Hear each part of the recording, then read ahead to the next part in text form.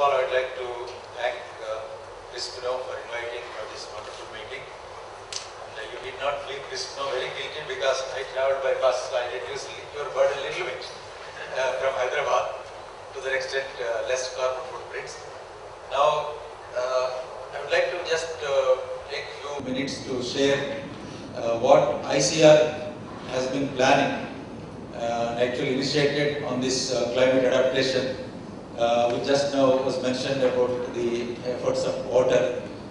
ICR, as you know, has been responsible for the research in agriculture in this country, and the challenge of climate change and climate variability has attracted the attention a year ago. In fact, there was a demand in the Parliament that this problem is now becoming a serious one and it has to be addressed. So that's how the one major scheme has been started last year. And this scheme, in fact, the kind of effort water is doing in few villages, Crispino is now being planned across the country in about 100 districts, 100 villages to start with, and later on it will be expanded. And basically what we are doing is there are two components. Number one is the long-term strategic research involving all the major institutes of the ICR like IRI, NDRI, CRIDA, and all involved in crops, livestock, fisheries, natural resources. So all of them are involved in this. Basically the idea is to work on a long-term, medium to long-term effort to come up with varieties, breeds, which are able to take these abiotic stresses like cold stress, which you showed, heat stress, flooding, inundation, submergence, coastal salinity, etc., etc., which are all the basic manifestations of the climate change and climate variability. Now, this is one major research issue that has been taken up, which has already been launched last year, and the best infrastructure that is possible anywhere in the world is being put up in all these institutions.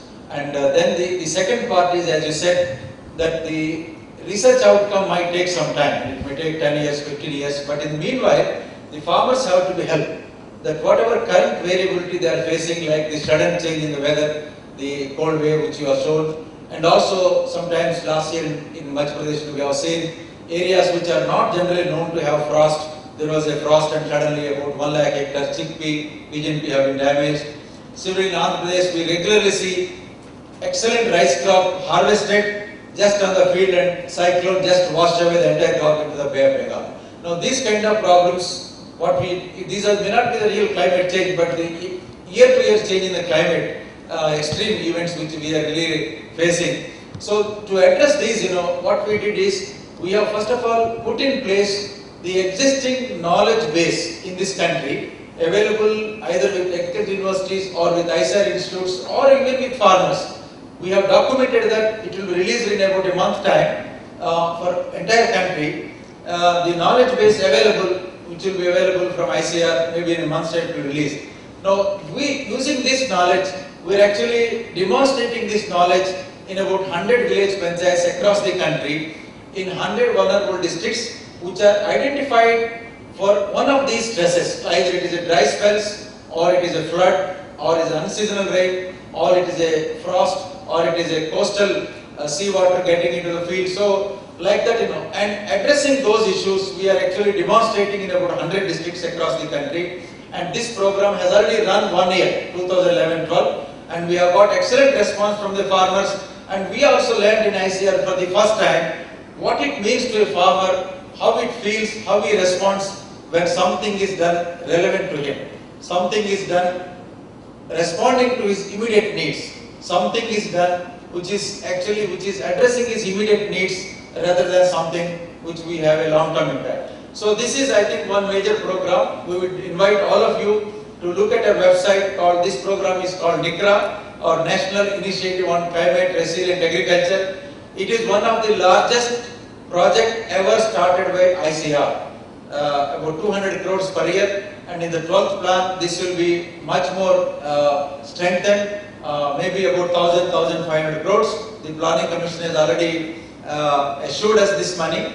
Now the more important point is, so far this project has involved only the ICR Institute and agricultural universities. But now we have realized excellent work being done by organizations like Water and several other institutions. So in 12th plan, we are actually opening up this scheme for people outside the agricultural system, outside the government system, I would say. Even NGOs, even private organizations who are actually doing some grassroots work in climate change adaptation, they will be welcome. And in fact, we will be announcing this scheme very soon, inviting them to submit projects, and these projects can vary anywhere between 50 lakhs to 1 crore for a period of 5 years. So they will be joining this network of ICAR-CRIDA system and contributing their wisdom, their experience to this, so that overall, as a community of scientific community as a whole, drawing from all sectors, government, non-government, private sector, together we will be actually contributing to climate change adaptation and mitigation rather than doing alone, either alone, you doing alone or we doing alone. So this is one major change I would like to share with all of you, and I would invite, maybe in July, August we will come out with this announcement where we will invite all of you to join this and then compete for the project. Of course, this is a competitive scheme. You have to compete on some criteria, and those criteria also will be put in our website on a very transparent basis. Now this is one major thing. Then about our involvement with water, in fact, in this scheme, in this project, we are doing, as I said, several things. One of them is a breeding program, which is long term, of course, where we don't see much scope for NGOs, but some seed companies will be joining. But the natural resource management program, where there is a lot of scope for NGOs to join, where we are actually, as from CRIDA side, we have already selected 4 or 5 watersheds across the country, and we are actually quantifying the adaptation potential of a typical watershed program in terms of drought proofing, in terms of all that which the water has been talking, in terms of biodiversity, in terms of livelihoods, etc. But this is something we have to have a standard methodology first to do on a scientific basis. That's what actually we are doing now. We are actually developing a standard methodology which can be used across the country by various organizations implementing.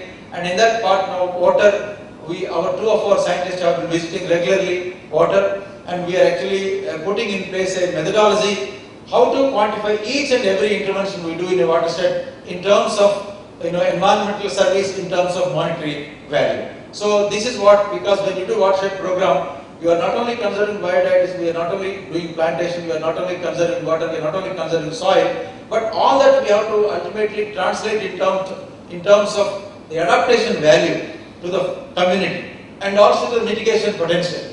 That means we have to ultimately convert in terms of how much emission reduction we are doing, either by conserving soil, either by conserving water, or conserving by biomass, afforestation, stopping deforestation. So all that requires little bit of scientific effort which we are doing with Indian Institute of Science. In fact, MORD has funded a project now, and in Andhra Pradesh government is also involved. In 4 states we are actually developing this methodology part. Once the methodology is approved by MORD, and then I think we will be able to take it forward to a larger number of states. And I think the work which water has been doing and we are doing together also perhaps will be adding to this knowledge, and together this methodology perhaps in 1 year's time now will be available. And this is one, I think, exercise which India is doing in a unique way. I mean, of course, the environmental services concept is not new for Western countries, but actually linking it to livelihoods, linking it to the watershed program, one of the largest funded program in this country, as you know, and the NREGA, because both are taking almost 60% of the MORD's money. So in these 2 major projects, if we can develop a methodology, if we can quantify as to what extent whatever we are doing in terms of interventions is contributing to adaptation and mitigation in a verifiable, quantifiable manner, I think we will be doing a great service. And not only that, we will be able to tell the community that what they are doing is not only helping them in their livelihood, but also helping the community in general, helping the environment, helping in climate change adaptation and mitigation. This is direct benefit. The indirect benefit is the ministry itself can revisit their investment strategy. The intervention, the work plans, they can completely overhaul the everything. They can do a checklist, they can do a cross check that anything they do, whether they are actually helping in mitigation, adaptation, if not, how to reorient this program in a way that we do. So I mean, because as I said, we are going to have a national mission on sustainability in the 12th plan, but I feel that we may not have we will have exclusive programs, but even The ongoing programs, if you can do a checklist, do a verification as to how much, each program is actually contributing to adaptation mitigation. If you can do it at national level, I think we will be doing a great service. And that is where I see SDC is, I really value their way of funding, their way of monitoring, because I was on one of their committees, which was when they were funding AFRO. They did a very methodical work with MS Swaminathan Foundation, and we were involved in that. The kind of climate literacy made available to the villages, the kind of quantification, adaptation, mitigation can be made. So I think very methodical, they monitor very well, and that is how water among many NGOs, because I know that yesterday we have seen about 150 NGOs are working on climate change mitigation in this country right now. But when you look at their programs, look at their outputs, we don't see, very clear-cut focused on climate change. It will be general development programs, but this is where, I see a great understanding by Crispino, and when he came to CRIDA for an MOU, we readily agreed because of this history of this organization and also the involvement of SDC, and of course our overall commitment to make watershed program more meaningful in this country. So that is how I am here, and I assure on this forum our support, the support of ICR to any initiative on climate change adaptation mitigation from any quarter, in terms of technical support, in terms of financial help, in terms of networking, in terms of providing the right kind of scientific input, so that on global scale whatever we do is taken seriously by all the donors, by all the funding agencies, and by everybody who is involved in climate change adaptation and mitigation. Thank you very much.